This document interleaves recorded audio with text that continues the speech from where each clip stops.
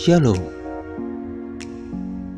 Selamat datang di ibadah online GBI Petukangan House of Happiness. Untuk info persembahan, baik itu perpuluhan, persembahan umum, dan persembahan ucapan syukur serta diakonia, dapat Bapak Ibu lihat di layar saat ini.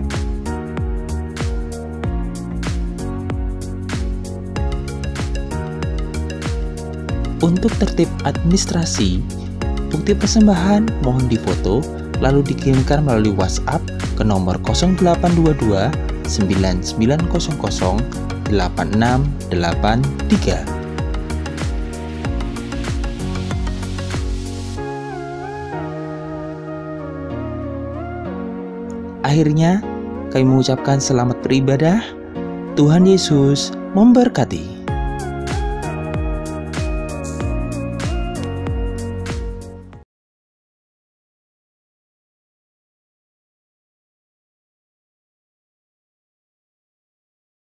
Shalom Bapak Saudara, selamat hari Minggu. Bulan ini kita merayakan Jumat Agung dan Paskah, yaitu kematian dan kebangkitan Yesus. Oleh sebab itu, pada edisi Voice of Pentecost hari ini, kita akan membahas mengenai apakah kebangkitan Yesus hoax. Semua orang di atas muka bumi ini memiliki hari kelahiran dan hari kematian. Tetapi jika bicara mengenai hari kebangkitan, hanya Yesus yang mempunyai hari kebangkitan dan kehidupan kekal. Oleh sebab itu, inilah yang membedakan Yesus dengan tokoh agama lainnya. Hari-hari ini ada banyak sekali hoax yang beredar di sosial media. Tetapi tahukah saudara, bahwa sejak pada zaman Yesus pun sudah ada hoax yang beredar mengenai kebangkitan Yesus. Jadi, apakah kebangkitan Yesus hoax atau fakta? Apa makna dari kebangkitan Yesus? Mari kita simak bersama. Kebangkitan Yesus adalah kekuatan utama iman Kristen. 1 Korintus 15 ayat 17 mengatakan, dan jika Kristus tidak dibangkitkan, maka sia-sialah kepercayaan kamu, dan kamu masih hidup dalam dosamu. Tanpa kebangkitan, kehidupan orang yang percaya kepada Yesus tidak mempunyai kuasa. Iblis berusaha untuk menyebarkan hoax. Sebab jika Yesus tidak bangkit, maka dia bukan Tuhan, dan ia tidak bisa memberikan keselamatan kekal. Maka iman percaya kita menjadi sia-sia. Iblis menyerang salah satunya dengan conspiracy theory yang mengatakan bahwa para murid bersengkongkol telah mencuri mayat Yesus sehingga kuburnya ditemukan oleh para wanita dalam keadaan kosong. Hoax itu dipercaya sampai sekarang. Sebagai saksi Kristus, kita harus bisa mempertahankan iman kita. Selain dengan pengalaman pribadi, salah satunya ada dengan pembuktian secara fakta historis. Dua orang ahli apologetika Kristen telah menyelidiki berbagai fakta dan perdebatan tentang kebangkitan Yesus selama kurang lebih 30 tahun dan menyodorkan fakta-fakta yang dapat diterima dan diakui oleh para ahli sejarah, ateis, skeptik, dan bahkan rabi Yahudi. Nah, kita akan membahas hanya 5 fakta historis yang mereka temukan mengenai kebangkitan Yesus yang menyatakan bahwa isi dari teori konspirasi tersebut tidak benar. Fakta pertama adalah para wanita menjadi saksi hidup. Menurut tradisi Yahudi, wanita bukanlah saksi yang bisa dipercaya. Jika kebangkitan Yesus itu adalah rekayasa, persekongkolan, maka penulis kitab Injil harusnya memberitakan bahwa saksi pertama yang menemukan kubur Yesus kosong adalah murid-murid Yesus yang bergender laki-laki. Markus menulis apa adanya, bahwa memang para wanita lah yang pertama kali menemukan kubur Yesus kosong. Fakta kedua adalah kubur Yesus dijaga ketat oleh para prajurit. Bagaimana mungkin prajurit Romawi yang menjaga kubur Yesus bisa terlelap tidur dan tidak melihat murid-murid mencuri jasad Yesus? Matius 27 ayat 62-66 menyatakan prajurit Romawi telah menjaga kubur Yesus ketat, bahkan kubur itu dimeterai. Fakta ketiga adalah imam-imam kepala justru merekayasa kebohongan. Untuk menutupi fakta bahwa Yesus bangkit, maka imam-imam kepala menyuruh para penjaga membuat cerita bahwa murid-murid Yesus telah mencuri jasad Yesus. Ini membuktikan bahwa imam-imam kepala tidak menyangkali bahwa kubur itu kosong karena Yesus bangkit. Fakta keempat adalah murid-murid Yesus sedang dalam kondisi ketakutan. Bagaimana mungkin Murid-murid yang sedang dalam ketakutan dan hilang pengharapan, namun berani mencuri jasad Yesus. Justru mereka sedang menanti-nantikan apakah betul yang dikatakan Yesus bahwa ia akan bangkit di hari ketiga. Faktanya adalah mereka semua menjadi pemberita kebangkitan Yesus dengan berani, yakin, dan mati sebagai martir. Mana mungkin ada orang yang rela mati untuk suatu rekayasa kebohongan. Fakta kelima adalah bertobatnya Saulus dari pembunuh umat Tuhan menjadi pelayan Tuhan. Perjumpaan Saulus dengan Yesus dalam perjalanan menuju Damaskus membuktikan Yesus hidup dan bangkit. Sehingga Saulus yang menganiaya dan membunuh orang Kristen bertobat menjadi Paulus yang rela memberitakan Injil. Sekalipun dianiaya, dipenjara, dan ditindas, akhirnya mati sebagai martir. Sebenarnya masih banyak lagi fakta mengenai kebangkitan. Namun hanya dengan 5 fakta yang kita bahas, sudah cukup mengkonfirmasi dan membuktikan bahwa Tuhan Yesus itu benar-benar bangkit. Justru teori konspirasi pencurian mayat Yesus oleh murid-murid itulah yang hoax. Jadi, fakta bahwa Yesus telah bangkit dari kematian membuktikan bahwa Dia adalah Tuhan. Dan apa saja yang dikatakannya di dalam Alkitab adalah mutlak benar. Kuasa, kehidupan, dan kekekalan hanya ada di dalam Dia. Dan ini memberikan pengharapan bahwa kita yang ikut mati di dalam Kristus akan dibangkitkan di dalam kebangkitannya. Sebab Dia hidup ada hari esok yang penuh harapan. Dan kita pun memperoleh hidup yang kekal serta segala kelimpahannya.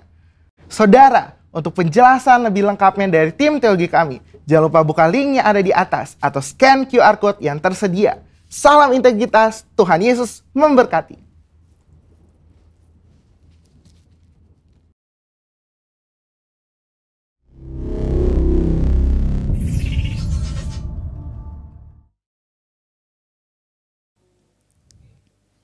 Mazmur 91. Dalam lindungan Allah. Orang yang duduk dalam lindungan yang maha tinggi dan bermalam dalam naungan yang maha kuasa akan berkata kepada Tuhan, tempat perlindunganku dan kubu pertahananku, Allahku yang kupercayai. Sungguh, Dialah yang akan melepaskan engkau dari jerat penangkap burung, dari penyakit sampar yang busuk. Dengan kepaknya ia akan menudungi engkau, di bawah sayapnya engkau akan berlindung.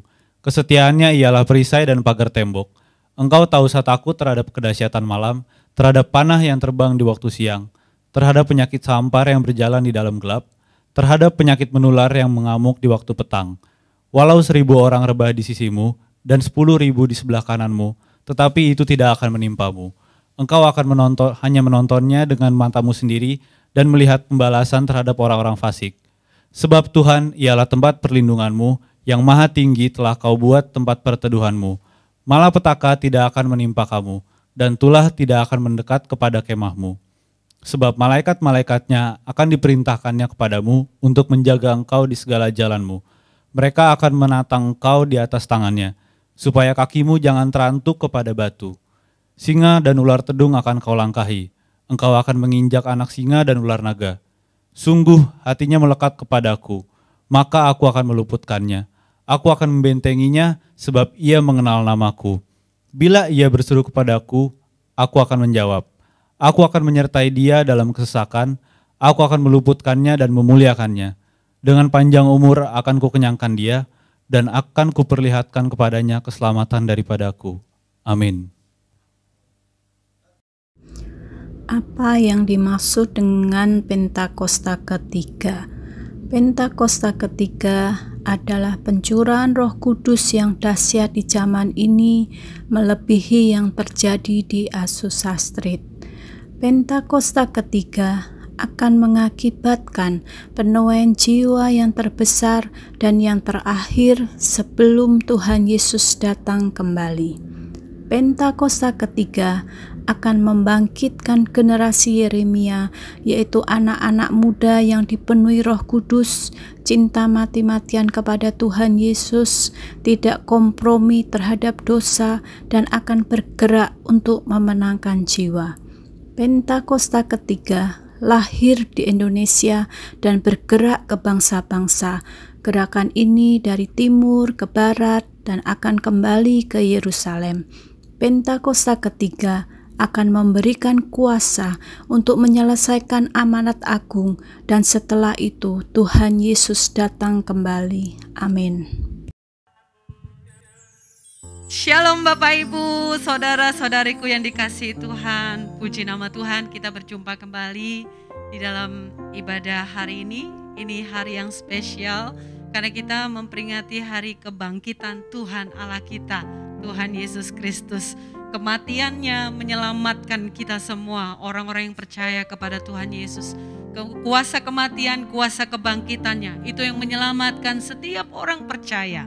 Kita akan memuji-muji nama Tuhan sebab kuasanya begitu dahsyat dan hebat. Tapi sebelum kita beribadah, mari kita berdoa terlebih dahulu Bapak Ibu yang dikasihi Tuhan. Terima kasih Bapa dalam surga. Kami sungguh mengucap syukur atas perkenanan Tuhan. Engkau sungguh baik, Kau sangat baik, Kau teramat baik. Kami bersyukur buat karya-Mu Tuhan di atas kayu salib. Kami bersyukur buat kematian-Mu, kebangkitan-Mu. Engkau telah menang atas maut. Dan kami bersyukur oleh kematian dan kebangkitan-Mu Tuhan. Engkau menyelamatkan kami. Engkau menebus kami. Terima kasih Tuhan Yesus. Sebab itu Tuhan, kami tidak akan pernah berhenti memuji-muji nama Tuhan, mengagungkan nama Tuhan. Mari Tuhan Yesus, kami percaya Tuhan, Engkau hadir di tengah-tengah kami, Kau mengurapi kami semua. Baik yang beribadah di rumah, dimanapun Tuhan saat ini Tuhan. Kami percaya, saat ada hati yang sungguh-sungguh kepada Tuhan, hati yang haus kepada Tuhan, hati yang rindu mengalami perjumpaan pribadi dengan Tuhan, Tuhan hadir melawat kami. Tuhan hadir menjamah setiap kami. Dan ketika Tuhan jamah kami, ada kuasa kesembuhan, ada kuasa pemulihan terjadi. Dan kami percaya mujizat demi mujizat terjadi. Sebab Tuhan hadir, Tuhan menjamah, Tuhan melawat setiap umat-Mu. Terpujilah nama Tuhan Yesus. Kuduskan ibadah ini dari awal sampai akhir bagi kemuliaan nama Tuhan. Di dalam nama Tuhan Yesus, katakan amin. Haleluya. Mari bersorak-sorak buat Tuhan Yesus Allah kita. Haleluya.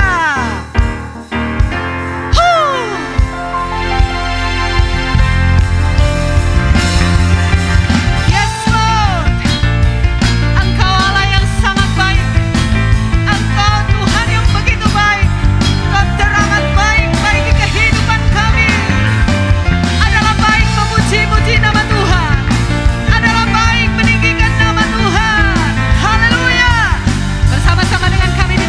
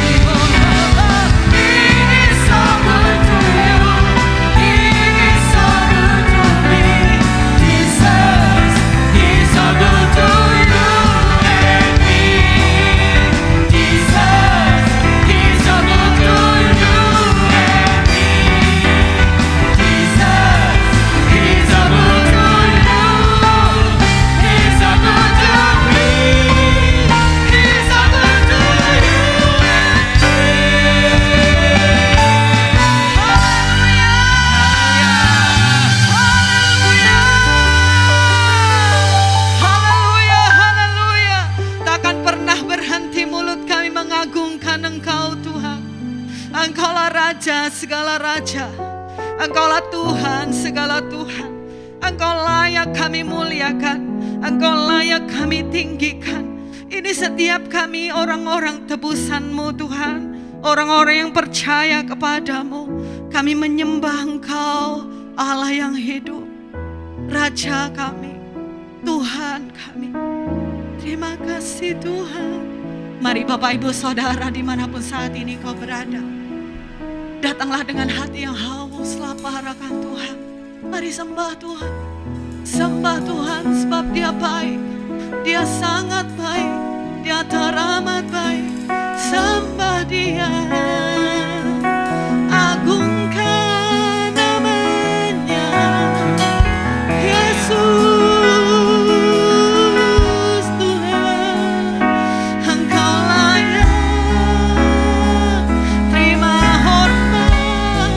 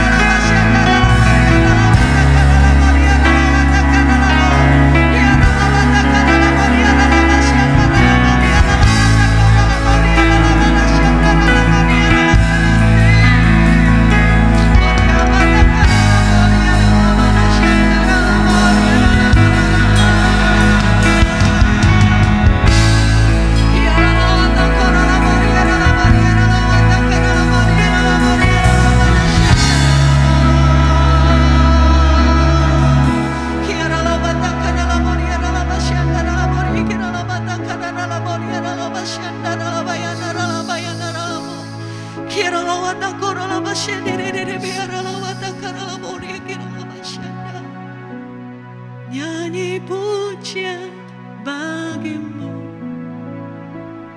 Tuhan, pujian bagimu Tuhan, namamu besar dan layak dipuji.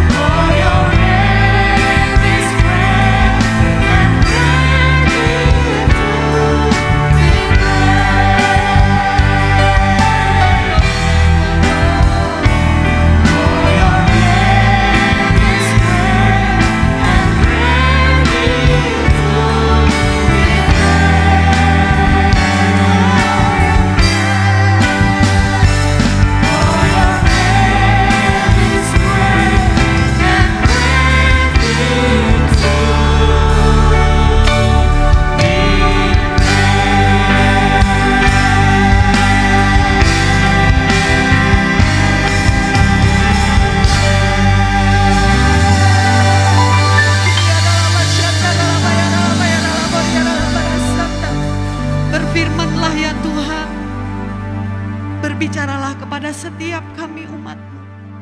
Kami percaya firman-Mu adalah kebenaran. Firman-Mu itu hidup, kuat dan tajam. Berbicaralah kepada setiap kami. Firman-Mu mengubah hidup kami, membentuk hidup kami. Maka kami menjadi serupa dengan Engkau. Terpujilah nama Tuhan Yesus Kristus. Haleluya. Amin.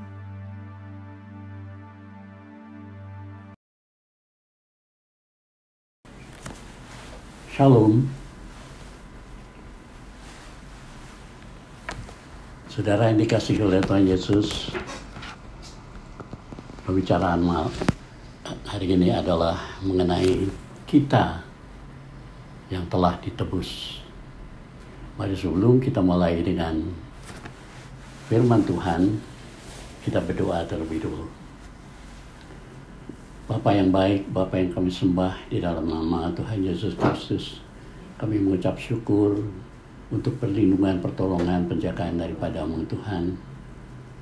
Terima kasih Tuhan untuk kehadiran-Mu di dalam setiap masalah yang kami hadapi dan membuat kami menjadi damai sejahtera. Terima kasih Tuhan Yesus, Kau yang telah menebus kami.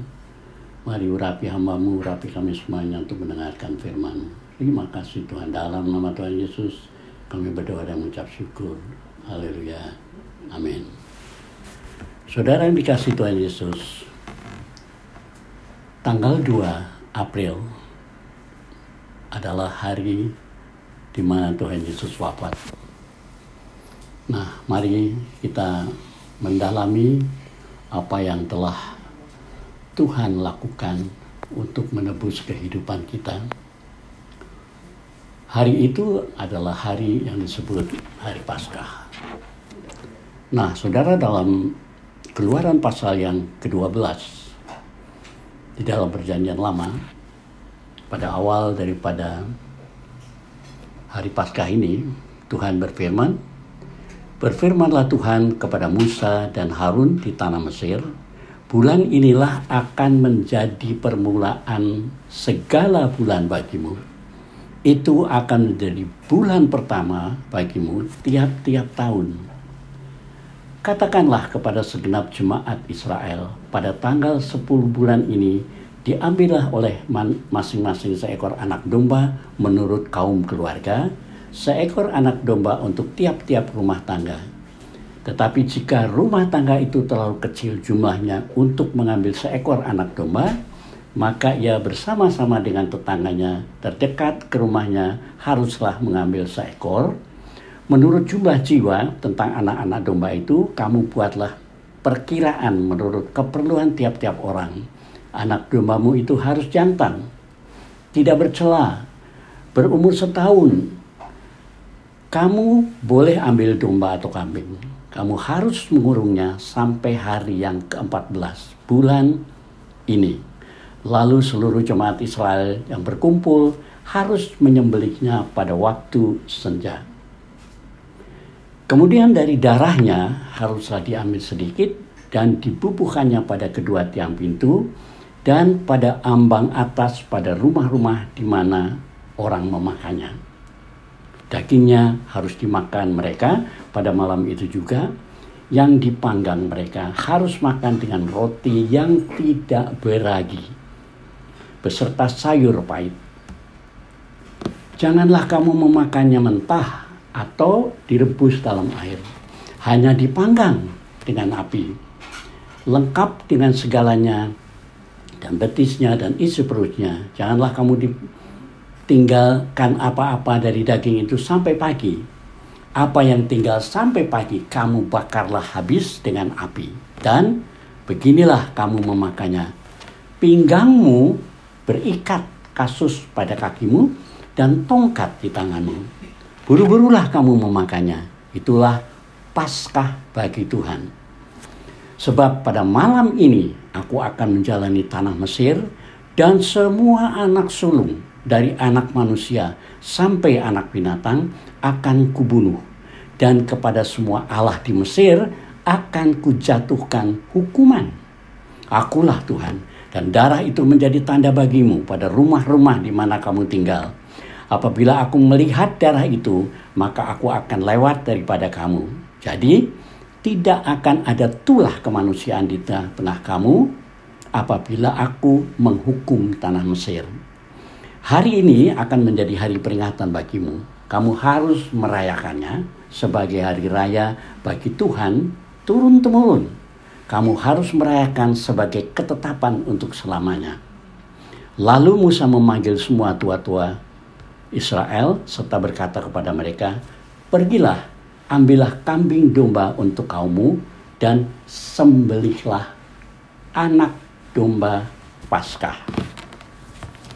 Saudara yang dikasihi oleh Tuhan Yesus, di dalam Keluaran 12 ayat 1 mengatakan, berfirmanlah Tuhan kepada Musa dan Harun di tanah Mesir, bulan inilah akan menjadi permulaan segala bulan bagimu.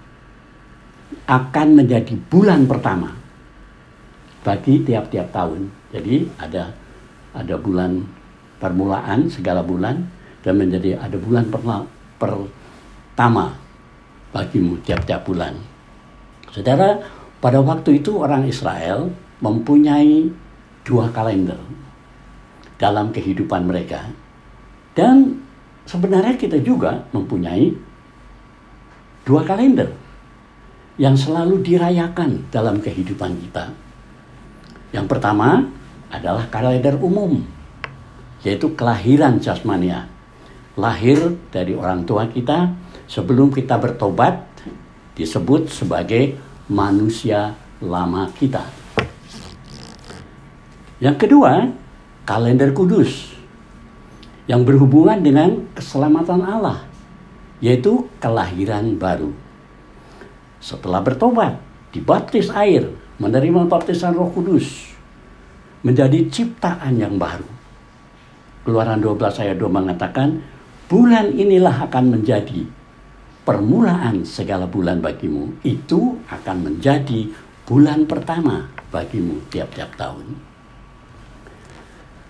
Pada masa pra-pembuangan, umat Israel di dalam bulan pertama disebut bulan Abib. Tetapi sesudah Paskah, pembuangan itu disebut bulan Nisan, bulan Abib. Artinya bertunas, mekar, menyatakan suatu kehidupan yang baru dalam zaman modern sekarang ini yang jatuh pada bulan antara Maret dan April. Saudara yang dikasihi oleh Tuhan, kita berada di zaman Perjanjian Baru. Saudara, semuanya ini sudah dilakukan dan Yesus itu adalah domba Paskah kita. Di dalam Keluaran 12 ayat 5 sampai 12. Di dalam Keluaran 12 ayat 5 mengatakan anak domba itu harus jantan, tidak bercela, berumur setahun, boleh ambil domba atau kambing. Paulus menulis di dalam 1 Korintus 5 ayat 7 mengatakan anak domba Paskah kita juga telah disembelih, yaitu Kristus. Ini melambangkan Tuhan Yesus sebagai domba Allah, segar bugar dan tidak punya tujuan lain. Menurut Matius 25 ayat 32 sampai 46, domba melambangkan orang-orang yang baik, sedangkan kambing lambang dari orang-orang yang jahat. Pada waktu Tuhan Yesus disalib oleh orang Yahudi, ia dicemoohkan, dipukul seperti orang jahat. Jadi pada waktu disalib, Tuhan Yesus itu seperti domba dan juga seperti kambing. Paulus menulis dalam 2 Korintus 5 ayat 21, dia yang tidak mengenal dosa telah dibuatnya menjadi dosa karena kita semuanya dalam dia kita dibenarkan oleh Allah.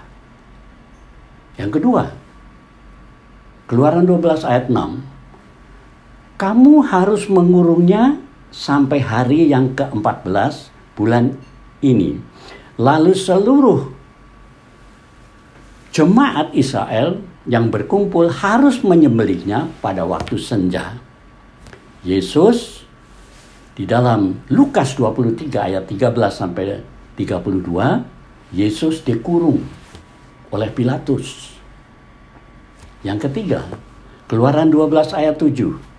Kemudian dari darahnya haruslah diambil sedikit dan dibubuhkan pada kedua tiang pintu dan pada ambang atas, pada rumah-rumah di mana orang memakannya. Tuhan Yesus sebagai anak domba Paskah yang sejati diuji selama 14 hari dan didapatannya sempurna, tanpa kesalahan. Sebelum dia dibunuh pada hari Paskah, dalam Alkitab 7 hari menerangkan angka yang lengkap dan merupakan akhir dari 1 minggu yang menyatakan kehidupan. Anak domba dibunuh pada hari keempat. Pada hari ke-14 berarti 2 minggu yang lengkap, melambangkan waktu kematian Yesus Kristus, mengakhiri sejarah kehidupan manusia. Sudah selesai. Saudara, di dalam Yohanes 14, hari itu ialah hari persiapan Paskah, kira-kira jam 12. Kata Pilatus kepada orang-orang Yahudi ini, "Inilah rajamu." Maka berteriak mereka, "Enyahlah dia, enyahlah dia, enyahlah dia." Kata Pilatus kepada mereka, "Haruskah aku menyalibkan rajamu?" Jawab imam-imam kepala, "Kami tidak mempunyai raja selain daripada kaisar." Akhirnya Pilatus menyerahkan Yesus kepada mereka untuk disalibkan. Mereka menerima Yesus. Sambil memikul salibnya, ia pergi ke luar ke tempat yang bernama tempat tengkorak, dalam bahasa Ibraninya Golgota. Dan di situ ia disalibkan oleh mereka bersama-sama. Dengan dia disalibkan juga 2 orang lain sebelah menyebelah. Yesus di tengah-tengah, dan dekat salib Yesus berdiri ibunya dan saudara ibunya, Maria istri Kleopas dan Maria Magdalena. Ketika Yesus melihat ibunya dan muridnya yang dikasihinya di sampingnya, berkatalah kepada ibunya, "Ibu, inilah anakmu." Kemudian katanya kepada murid-muridnya, "Inilah ibumu." Dan setelah saat itu, murid itu menerima dia di dalam rumahnya. Murid-muridnya berkumpul dengan ibu Yesus menjadi satu keluarga. Sesudah itu, karena Yesus tahu bahwa segala sesuatu telah selesai, berkatalah ia, supaya genaplah yang ada tertulis dalam kitab suci, "Aku haus." Di situ ada suatu bekas penuh anggur. Maka mereka mencucukkan bunga karang yang telah dicelupkan dalam anggur asam pada sebatang hisop, lalu mengunjukkannya ke mulut Yesus. Sesudah Yesus meminum anggur asam itu, berkatalah ia, "Sudah selesai." Lalu ia menundukkan kepalanya dan menyerahkan nyawanya. Saudara yang dikasihi Tuhan Yesus, sudah selesai. Yesus berseru dengan suara nyaring, "Sudah selesai." Itu suara seorang yang menang. Suara pemenang.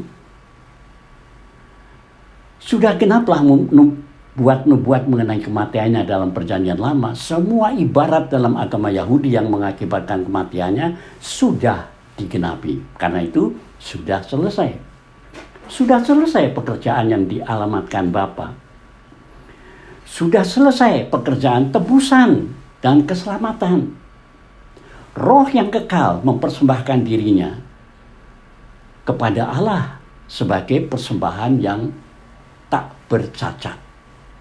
Paulus mengatakan di dalam kitab Ibrani pasal yang ke-9, "Sebab jika darah domba jantan dan darah lembu jantan dan percikan abu lembu muda menguduskan mereka yang najis, sehingga mereka disucikan secara lahiriah, betapa lebihnya darah Yesus yang oleh roh yang kekal telah mempersembahkan dirinya sendiri kepada Allah sebagai persembahan yang tak bercacat, akan menyucikan hati nurani kita dari perbuatan-perbuatan yang sia-sia, supaya kita dapat beribadah kepada Allah yang hidup. Sebab oleh satu korban saja ia telah menyempurnakan untuk selama-lamanya mereka yang dikuduskan. Apa yang dimaksud dengan sudah selesai, kata Tuhan? Yang sudah selesai adalah kejatuhan manusia sudah selesai ditebus. Dalam Alkitab kita perlu mengenali beberapa hal yang sudah ditebus. Adalah yang pertama adalah di dalam Kejadian pasal 3 ayat 1 sampai 7, Adam dan Hawa rohnya menanggapi roh jahat iblis sehingga jatuh dalam dosa. Salah satu pokok dosa manusia ialah tidak percaya kepada firman Allah. Hawa tidak percaya kepada firman Allah. Yang kedua, Kejadian pasal 4 ayat 1 sampai 8, Tuhan menerima persembahan Habel karena dia menghampiri Allah dengan iman yang benar dan pengabdian kepada kebenaran. Paulus mengatakan dalam Ibrani 11 ayat 3, 1 Yohanes 3 ayat 12, jiwa manusialah yang jatuh. Kain ditolak karena dia tidak memiliki iman. Hati Kain, mengapa hatimu panas dan mukamu muram? Jiwa manusia jatuh.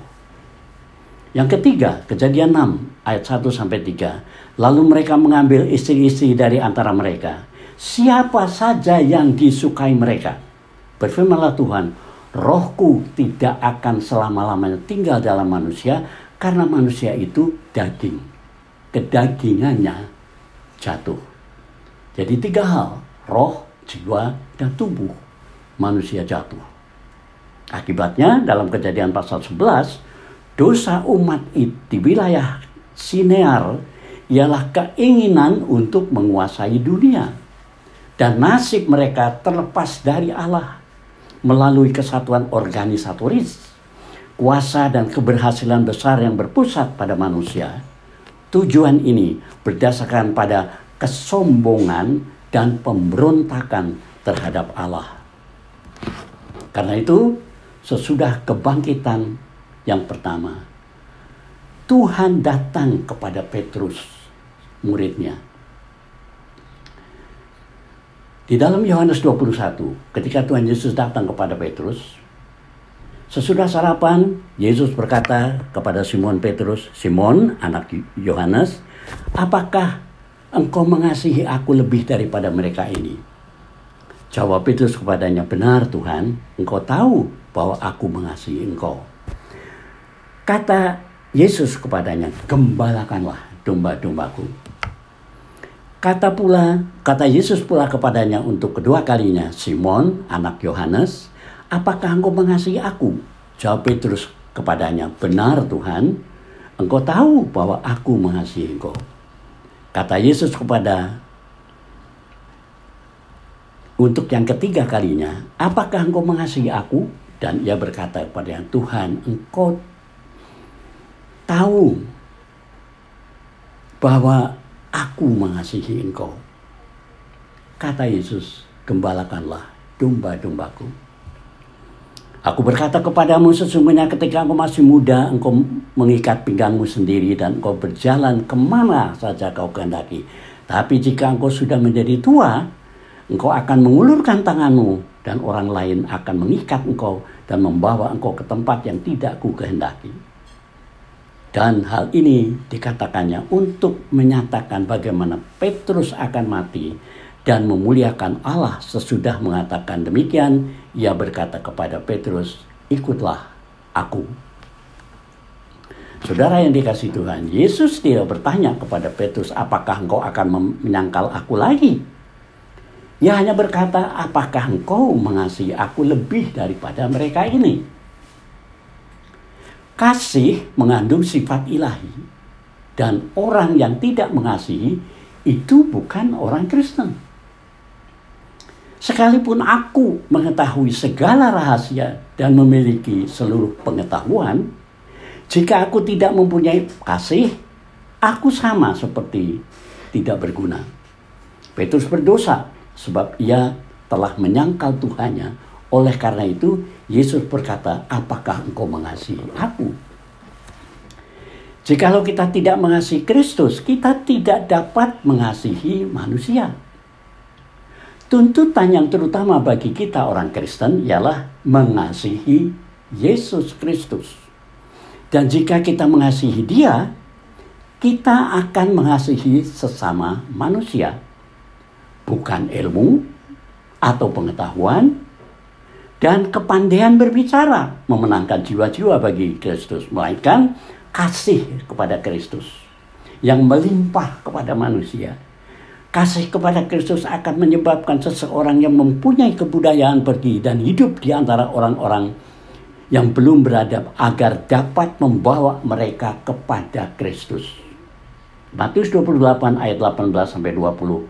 Karena itu, pergilah, jadikanlah semua bangsa muridku, dan baptislah mereka dalam nama Bapa, Anak, dan Roh Kudus. Ajarlah mereka melakukan segala sesuatu yang telah kuperintahkan kepadamu, dan ketahuilah, aku menyertai kamu senantiasa sampai kepada akhir zaman. Dan Petrus membuktikan kasihnya kepada Kristus. Bagaimana Petrus akan mati dan memuliakan Allah. Kematian setiap orang yang mati syahid memuliakan Allah. Kematian semacam itu bukan suatu kekalahan, bukan merupakan kemenangan bagi iblis, tetapi seperti dikatakan dalam sidang Kristus yang mula-mula, darah orang mati syahid adalah benih sidang Kristus. Apakah penyaliban Petrus dengan kepalanya di bawah merupakan satu kematian yang hina? Bukan. Melainkan ia telah memuliakan Allah. Ada banyak orang yang seperti Petrus telah membuktikan kasihnya kepada Kristus. Jika Tuhan menghendaki demikian bagi kita, hendaklah kita juga setia kepada Kristus.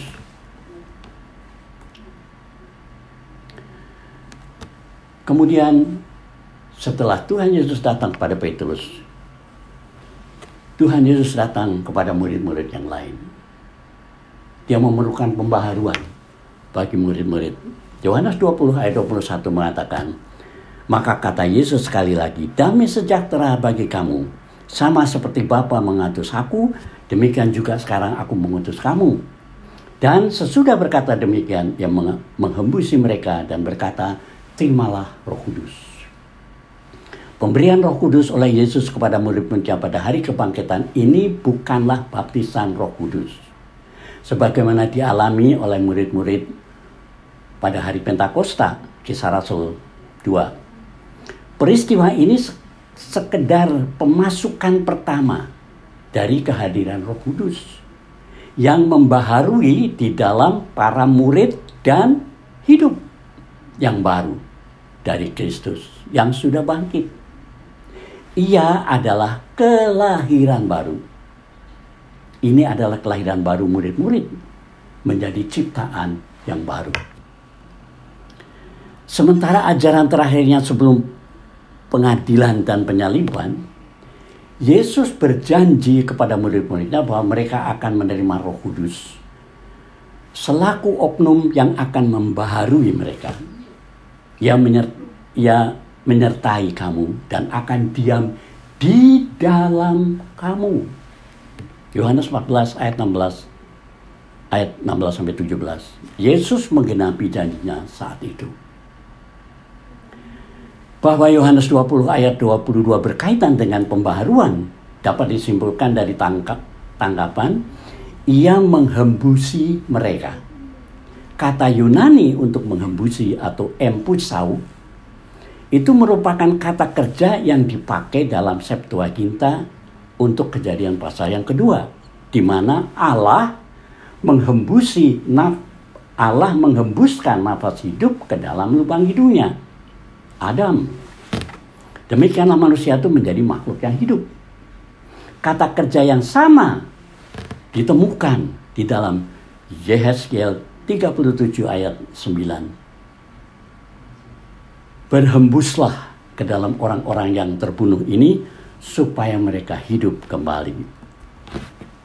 Yang ketiga, waktu pemulihan segala sesuatu termasuk kita semuanya. Roma 8 ayat 18. Sebab aku yakin bahwa penderitaan zaman sekarang ini tidak dapat dibandingkan dengan kemuliaan yang akan dinyatakan kepada kita. Sebab dengan sangat rindu seluruh makhluk menantikan saat anak-anak Allah dinyatakan. Semua penderitaan kita di zaman ini, penyakit, nyeri, kesengsaraan, pandemi, kekecewaan, kemiskinan, penganiayaan, dan sebagainya, harus dianggap sebagai tidak berarti dibandingkan dengan berkat hak istimewa, kemuliaan yang akan dianugerahkan kepada orang-orang percaya yang setia pada zaman yang akan datang. 2 Korintus 4 ayat 17 mengatakan, sebab penderitaan ringan yang sekarang ini mengajarkan bagi kamu kemuliaan kekal yang melebihi segala-galanya. Jauh lebih besar daripada penderitaan kami. Kesukaran yang dipikul orang yang tetap setia kepada Kristus adalah ringan dibandingkan dengan kelimpahan kemuliaan yang akan kita terima, yang akan kita miliki melalui Kristus. Sebagian kemuliaan itu telah ada, tetapi akan dialami sepenuhnya pada waktu yang akan datang, apabila kita mencapai warisan surgawi kita.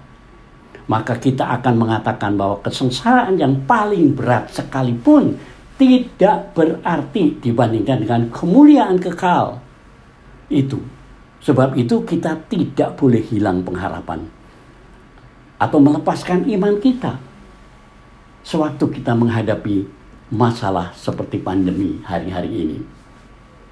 Sebagai bukti bahwa seseorang memiliki integritas Tuhan atau memiliki iman, di dalam Roma 12 mengatakan ayat 1, karena itu saudara-saudara, demi kemurahan Allah aku menasehatkan kepada kamu supaya kamu mempersembahkan tubuhmu sebagai persembahan yang hidup, yang kudus, yang dan berkenan kepada Allah. Itu ibadahmu yang sejati. Janganlah kamu menjadi serupa dengan dunia ini, tetapi perbaharuilah oleh pembaharuan budimu, sebab kamu dapat membedakan kehendak Allah, apa yang baik, yang berkenan kepada Allah, dan yang sempurna.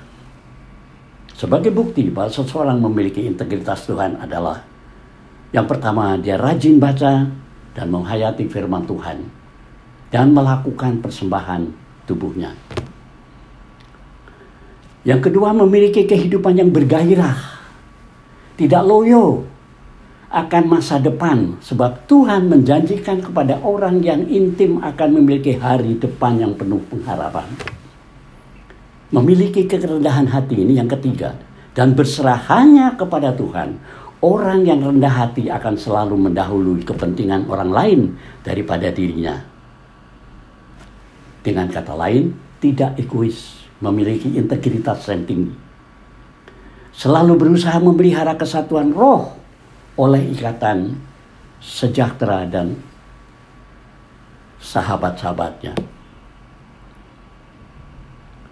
Taat kepada pimpinan Roh Kudus dalam hidup, karena keintimannya ada damai sejahtera.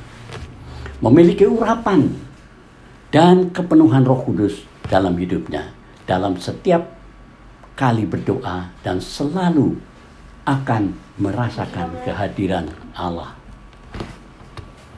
Saudara yang kasih Tuhan, dalam 2 Korintus 3 ayat 16 sampai 17. Tetapi apabila hati seorang berbalik kepada Tuhan, maka selubung itu diambil daripadanya. Sebab Tuhan adalah roh, dan di mana ada roh Allah, di situ ada kemerdekaan.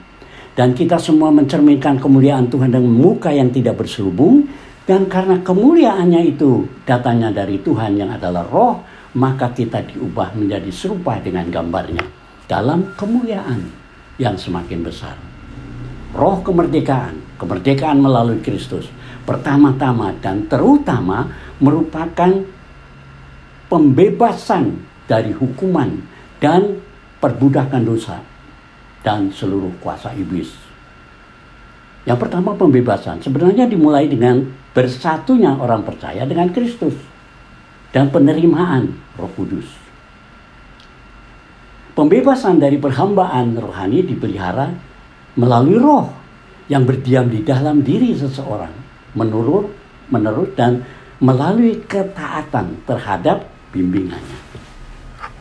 Kemerdekaan yang kedua yang disediakan oleh Kristus bukanlah kemerdekaan agar orang percaya melakukan apa saja yang mereka inginkan, tetapi untuk melakukan apa yang harus mereka lakukan. Kemerdekaan rohani sama sekali tidak boleh dipakai untuk menutupi kejahatan atau untuk membesarkan pertengkaran. Pembebasan Kristen memerdekakan orang percaya untuk melayani Tuhan dan orang lain dalam jalan kebenaran. Sekarang kita menjadi anak-anak Allah karena Tuhan Yesus Kristus. 2 Korintus 3 ayat 8 mengatakan mencerminkan kemuliaan Tuhan. Sementara kita mengalami kehadiran yang akrab, kasih kebenaran dan kuasa Kristus melalui doa dan Roh Kudus, maka dihasilkan perubahan dalam diri kita yang menjadikan kita semakin serupa dengannya. Dalam zaman ini perubahan itu bersifat progresif dan belum sempurna. Namun pada saat Kristus datang kembali, kita akan berhadapan muka dengan Dia dan perubahan kita akan menjadi sempurna. Kita diubah agar kita memiliki integritas Allah sebagai gambar dan rupa Allah. Karena itu, hari-hari ini, di hari Paskah, Tuhan Yesus mengatakan sudah selesai. Artinya kita sudah ditebus. Nah, saudara yang kasih Tuhan, mari kita mengadakan satu hubungan dengan Tuhan dengan suatu perjamuan kudus. Saudara yang kasih Tuhan,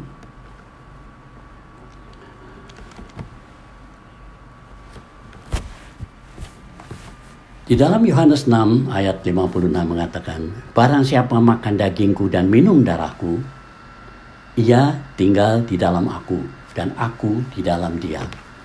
Sama seperti Bapa yang hidup mengutus aku dan aku hidup oleh Bapa, demikian juga barang siapa yang memakan aku akan hidup oleh aku. Inilah roti yang telah turun dari surga, bukan roti seperti yang dimakan oleh nenek moyangmu dan mereka telah mati. Barang siapa makan roti ini, ia akan hidup selama-lamanya.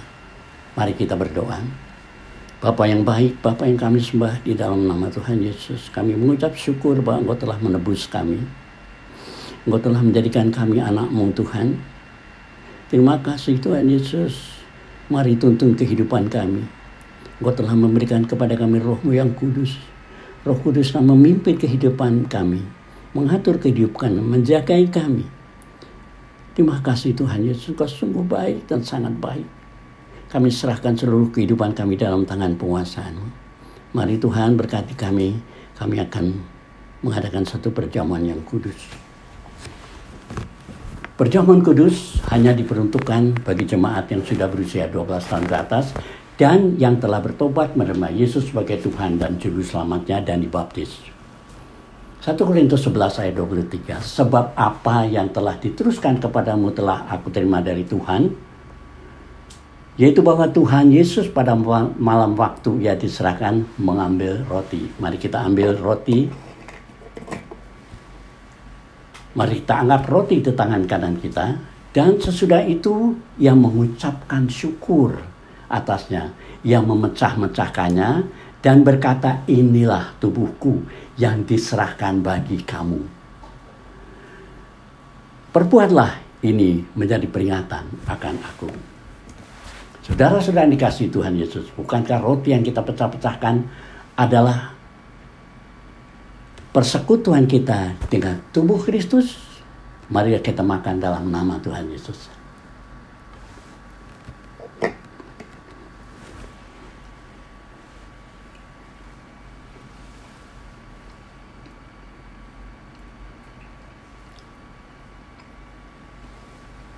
Demikian juga ia mengambil cawan. Sesudah makan, lalu berkata, cawan ini adalah perjanjian baru yang dibenteraikan oleh darahku.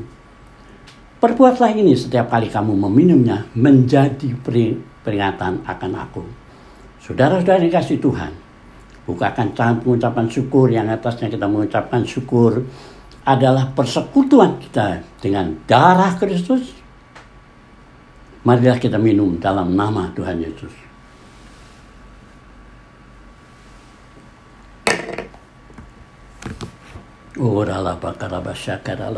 Marilah kita mengucapkan syukur dan berterima kasih kepada Tuhan Yesus Kristus.